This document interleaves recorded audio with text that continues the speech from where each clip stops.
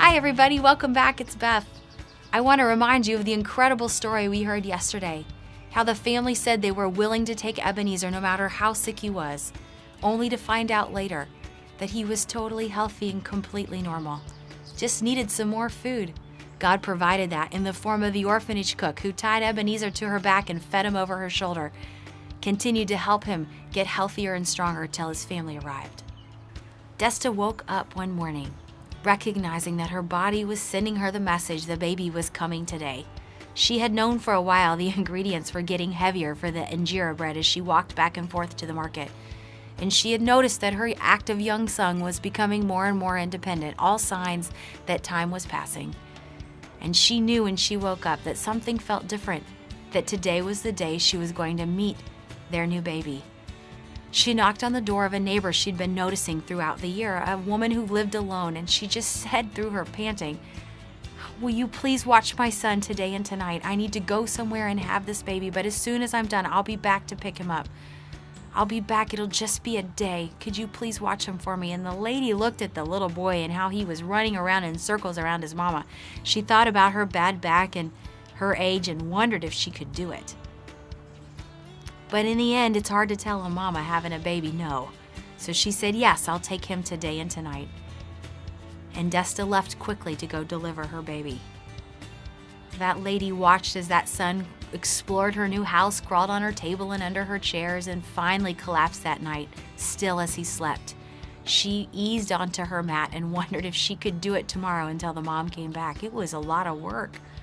But she did do it the whole next day, and the next night fell asleep again on the mat beside this active little boy, wondering what went wrong. Why was the mother not coming back? Something must be the matter.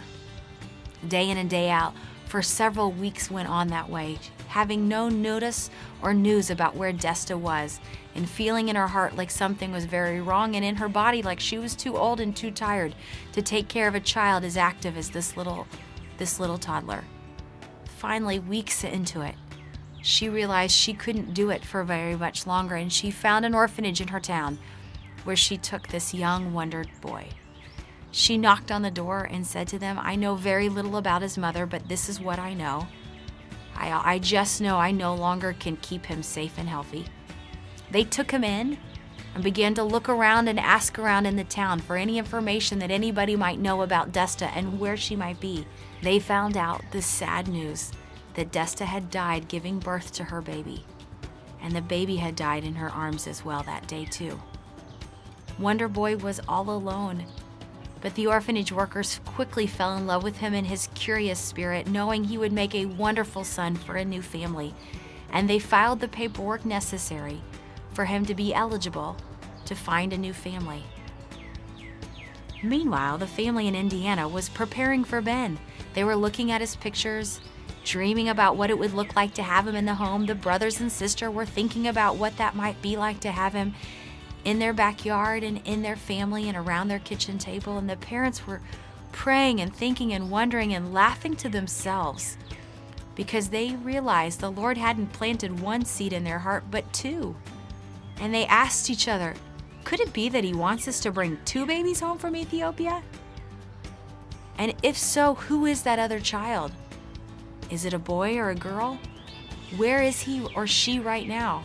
And how will we ever find them?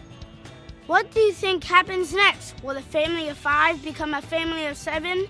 Come back next time to see how the story ends.